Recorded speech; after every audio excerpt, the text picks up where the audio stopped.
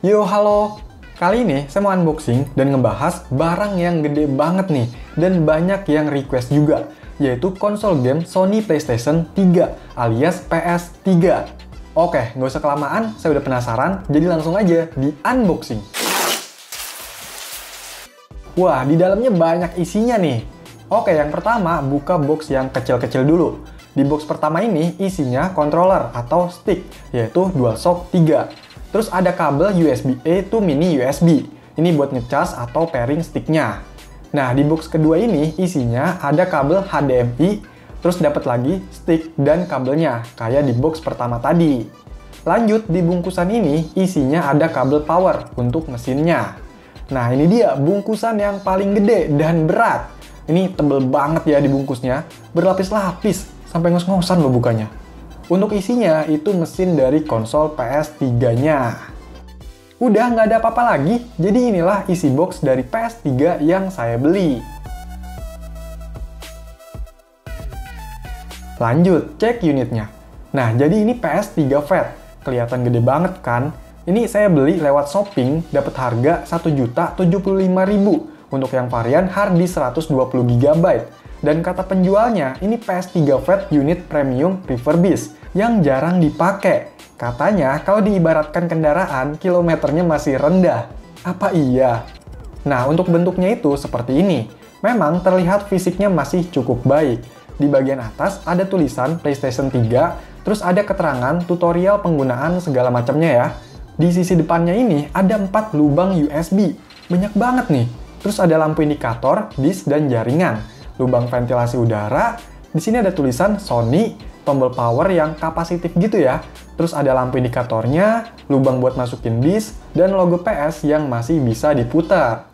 Oh ya, di sini ternyata bisa dibuka. Ada slot buat CF, SD card, dan memori Pro Duo. Untuk sisi kirinya, ini ada tempat buat hard disk. Ntar dicek ya. Sebelah kanan ada lubang-lubang buat udara. Untuk sisi belakangnya ada serial. Ini CECHA00. Terus ada lubang-lubang HDMI, LAN, optical, AV multi-out, terus ada switch on off dan lubang AC in untuk power, serta lubang-lubang udara lagi. Nah, di bawah ini ada keterangan.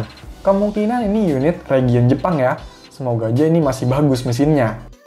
Nah, untuk sticknya kayak gini. Modelnya masih agak mirip sama stick PS2, cuma bedanya ini udah wireless dan ada tombol PS-nya.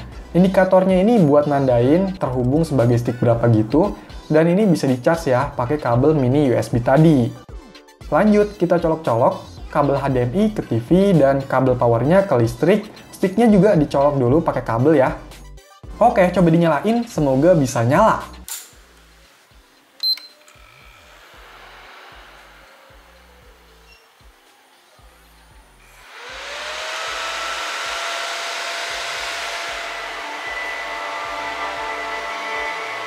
Yes, nyala! Dan inilah tampilan pertama dari PS3. Oh iya, untuk sticknya, kalau udah nyala kayak gini, bisa dicabut ya dari kabel. Cek ke sistem settings. Di sistem information ini, softwarenya versi 4.89. Kalau nggak salah, ini firmware paling baru. Dan penyimpanannya kebaca sekitar 111 GB. Sisanya 18 GB. Lumayan juga nih sisanya. Jadi ini mesinnya udah pakai CFW Evil NAT, dan udah ada multiman-nya, pakai yang versi 04.85.01 dengan versi firmware sistem PS3-nya yang 4.75 dan firmware mode-nya Cobra 8.30. Nah, untuk game-gamenya ada 2 yang udah keinstall langsung di XMB dan ada juga yang harus dari multiman ini. Jadi total gamenya itu ada 15. Oke, coba gas main game.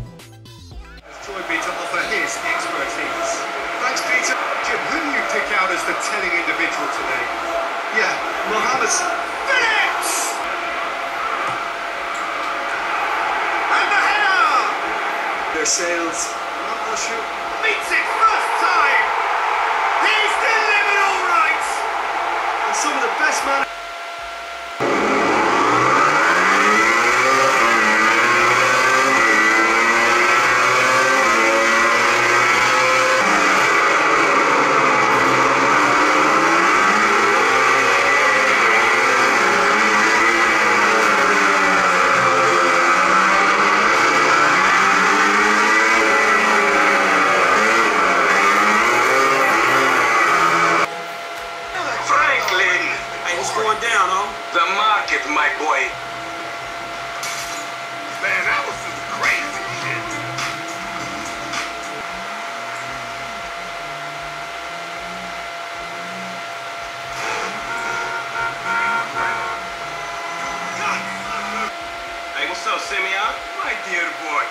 good to see you. So good.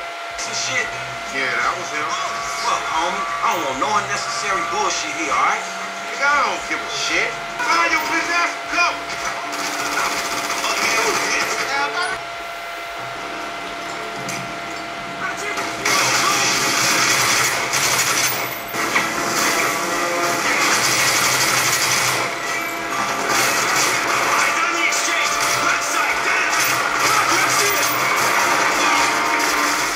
Untuk game-gamenya ini, setelah saya coba nggak ada masalah, bisa dimainin semua lancar. Sticknya ini juga bisa digunakan dengan normal, tombolnya masih enak, getarnya ada, baterainya lumayan awet, tapi saya rasa ini bukan stick yang beneran original ya. Nah, yang bikin saya risih itu suara kipasnya ini yang kenceng banget, udah kayak mesin apaan aja, jadi bikin ganggu pas mainnya.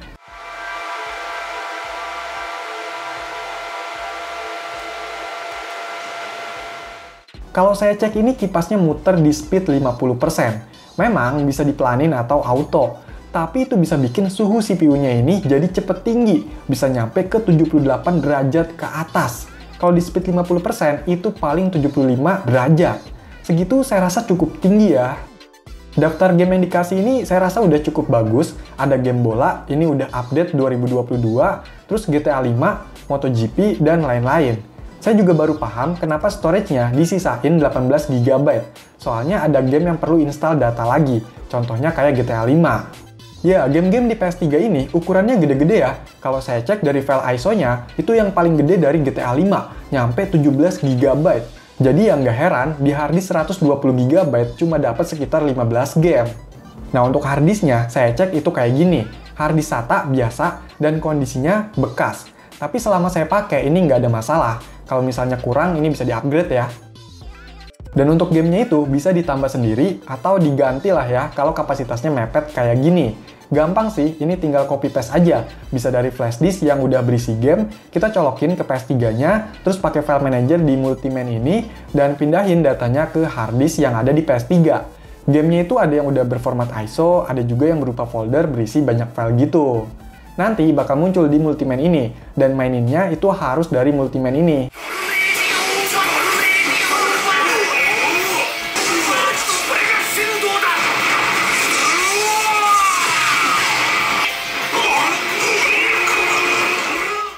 Selain main game untuk PS3, kita juga bisa loh mainin game PS2. Tinggal sediain aja gamenya dan masukin ke folder yang PS2 ISO di harddisk PS3-nya. Metodenya sama kayak yang tadi.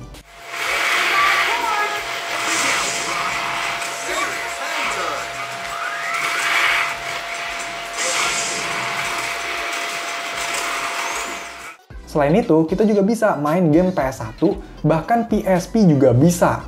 Tapi kalau untuk PSP, di sini butuh install package pendukung lagi, yaitu PSP Launcher. Wah, enak ya, di PS3 ini bisa buat main PS1, PS2, dan PSP. Jadi banyak yang bisa dimainin. Tapi sayangnya, nggak semua game kompatibel atau bisa dimainin. Jadi ada yang memang bisa dimainkan, ada juga yang nggak bisa. Udah ada listnya nih, bisa cek di deskripsi. Nah, untuk game retro yang jadul macam Sega, Game Boy Advance, dan lain-lain juga bisa dengan menginstal package RetroArch yang udah tersedia banyak core-nya, lumayan lah. Dan sebenarnya masih banyak nih game portingan lain di PS3 ini, bisa cek di situs Browlogy.